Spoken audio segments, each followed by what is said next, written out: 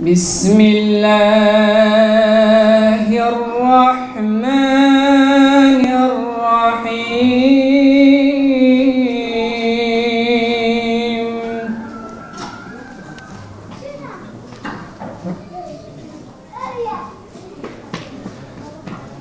Velillahi mulkus semavati vel ard.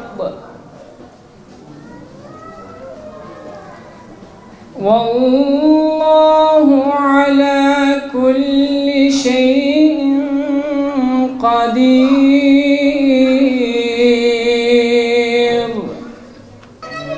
Eylül 2019 tarihinden bu yana memleket genelinde ayda bir düzenlenen ideal eğitim seminerlerinin 4.'sünü gerçekleştirmiş bulunuyoruz.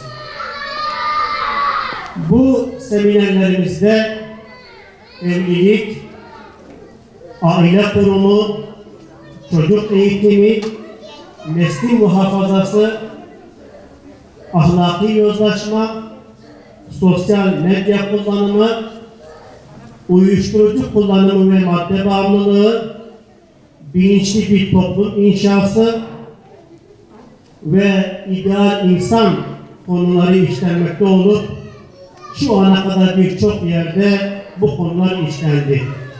Biz bir dünyada yaşıyoruz. Bu dünyaya biz ne verebiliriz? Söz oraya getirmek istiyorum. Bizde Seyyid Kutub'un da Mevcudi'nin de söylediği bir şey var. Biz öyle bir şey sunmalıyız ki bu dünyaya ötekilerde olmalı. Başkalarında olmalı. Bu nedir?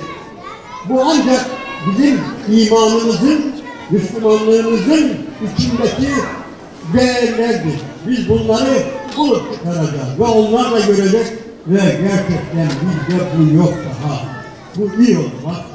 Bizim dünyamızda böyle bir şey yoktu. Bunu bugün Müslümanlar ortaya koydu demesi lazım. Bunun başında ben aileyi gördüm. Muhterem kardeşlerim, bizim dehşet bir değerimizdir aile. Yeter ki bunu iyi kullanalım, iyi bilelim, iyi tanıyalım. Eğer biz bu dünyaya güzel bir aile sunduğumuz zaman var ya, Allah'ın izniyle, yani bu az şey değildir ha. Biz onunla galip geleceğiz. Belki galibimiz nasıl galip geleceksiniz?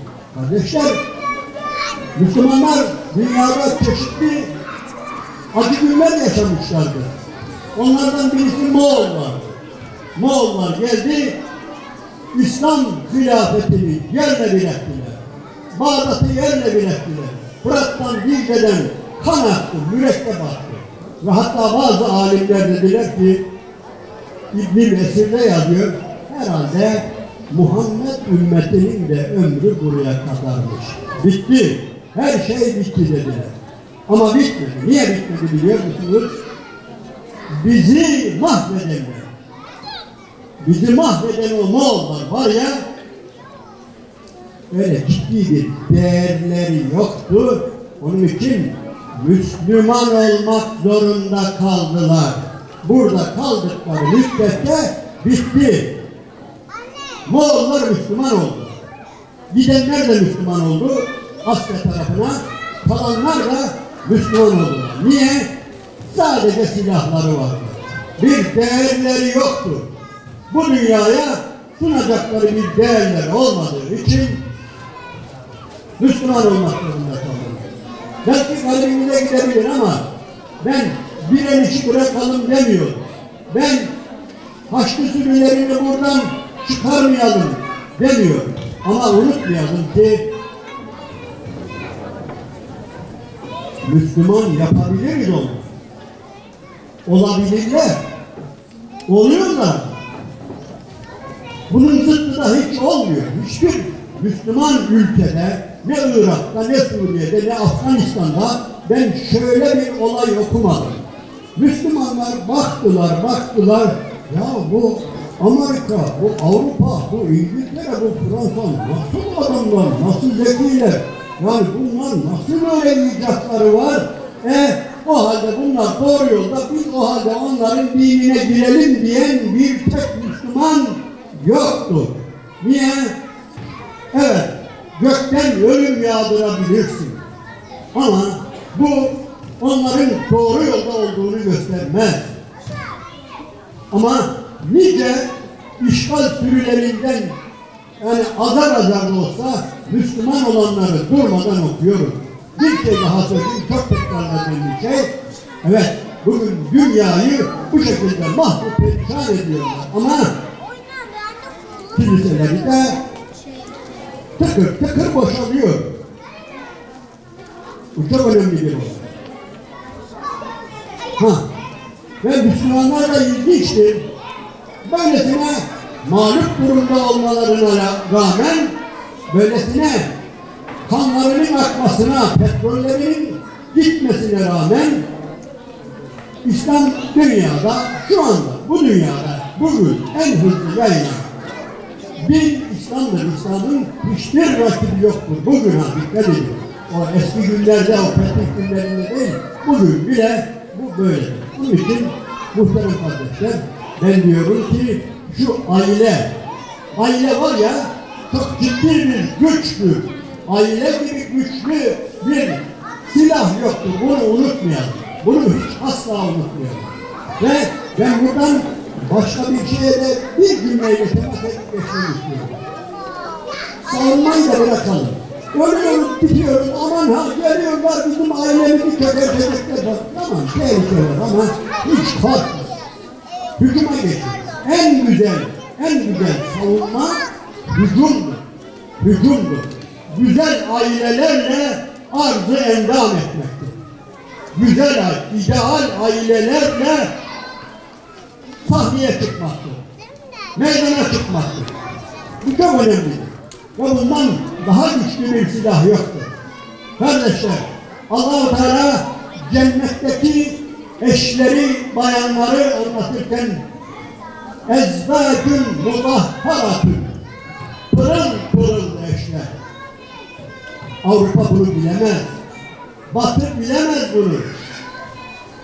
Güvenilir eş nedir? Ne erkeği bilir Avrupalı'nın, ne kadını bilir. Ama bizim yuvalarımız öyle bir yuvadır ki Allah'ın izniyle tabii daha da iyi olmalıdır. Nedir? Herkes emindir. Bayan emindir. Evet, sabahleyin erkenden çıkar kocası ama akşam eve pırıl pırıl geleceğinden emindir. Benim eşim dışarıda hiç kimseye bakmaz. Hiç kimseye bakmaz der. Hiç kimseye gönlünü gözünü kaptırmaz diye düşünen bir eş düşünün. Bundan daha mutlu biri olabilir mi muhteremler? Zaten Rabbimiz bize bunu cennetteki eşleri anlatırken zaten onları bize ideal olarak gösteriyor. Bu var ya, bunu böyle az bir değer zannetmeyin. Sabahleyin evini terk eden, akşam geç saatlerde gelen Müslüman erkek de evinden emindir. Öyle emindir ki, öylesine emindir ki zerre kadar aklına hiçbir şey gelmez. Ben gidiyorum ama evin, eşim ne yapacak demez. Kardeşler, siz bunu var ya böyle basit bir olay olarak görmeyin. Bugün Batı bundan mahrumdur. Bunun tadını bilmez, bunun zevkini bilmez. Bir gösterseniz Allah'ın izniyle ıslah ettiğiniz zaman, gösterdiğiniz zaman teslim olmaktan başka yapacağı bir şey yoktur kardeşler. Şu an dünyaya hükmeden bir anlayış var, bir yaşam tarzı var, bir dünya görüşü var. Adına ister modernizm diye, ister bunun varyantları, teferruatı, ne diyelim, hümanizm, sekülerizm, liberalizm, cakçuk neyse işte. Şu an dünyaya hükmeden batılı bir düzen var. Bakın modernite 5 şeyi mahvediyor. Bunu sürekli tekrar ediyorum. Çok önemli olduğu için söylüyorum. 5A diyorum ben bunu.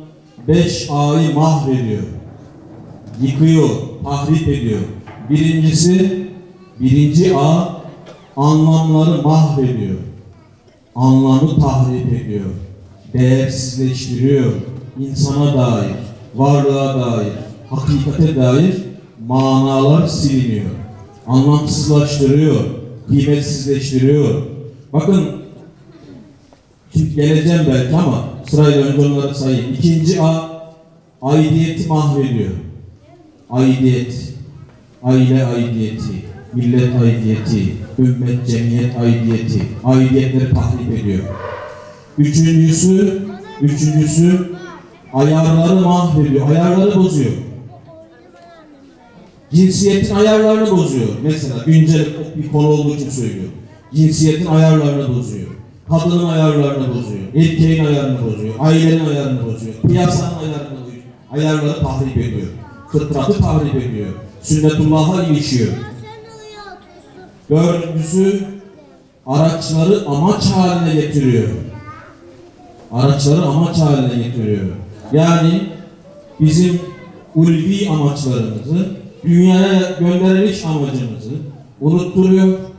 Onun yerine araçları amaç yapıyor. Şu anda telefon satın almak için böbreğini satan insanlar var. Yani o kadar ayağa düştü ki bu mesele. Ve son beşincisi ise ahlakı mahvediyor. Ahlak. Şu anda menfaat, çıkar, ahlak deyince bunlar akla geliyor. Makyavelizm. Veya güçlüyseniz haklı sizsiniz. Menfaat varsa bir işin sonunda onu her şekilde yapmalısınız. Çıkarınız varsa yapmanız ahlakı mahvediyor. Kadın bir kaburga kemiğidir. Kadın bir kaburga kemiğinden yaratıldı. Onu doğrultmaya kalkarsan kırarsın. Kırılması da boşanmasıdır. Bunun üzerine çok kitaplar yazıldı. Çok şeyler söylendi. Hadis-i şerif. Bakın az önce söyledik. Ey Ayşe, benden ne zaman hoşnut olduğunu biliyorum. Nereden biliyorsun ya Resulallah? Hoşnut, benden memnun iken Muhammed'in Rabbine andolsun diyorsun. Öfkeliyken de İbrahim'in Rabbine andolsun diyorsun. Buyurun. Şimdi tanımakla ilgili dedik ya aralarda böyle espri de yapacağız. Fıkra çok hoşuma gitti. Bir yerden buldum. İnanın bu doğrudur yani. Şimdi erkekler bazen kızacaklar. Adam polisi aramış. Eşim arabayla alışverişe gitti. 8 saattir dönmedi. Ne olur onu bulun demiş. Eşimi bulun. Polis eşinizi tarif eder misiniz diyor. Adam nasıl yani? Polis diyor ki mesela ne tür bir elbise giyer eşiniz? Adam ne bileyim siyah da olabilir, lacivert de. Polis kilosu boyu nedir? Adam boyu normal. Yok kısa. Kilosu şişman. Yok zayıf. Peki polis diyor ki peki arabayı tarif edin. Adam siyah Audi R8 süper şarj 3,5 litre V6 silindir motor 290 beygir içi geyik derisi taba renginde led farları var. Sağ kapıda görünür görünmez hafif bir çizik var. Polis ne diyor? Peki diyor beyefendi arabanızı bulacağız. Tanımıyor, eşini tanımıyor. Kadın kocasını tanımıyor. Kocası hanımını tanımıyor.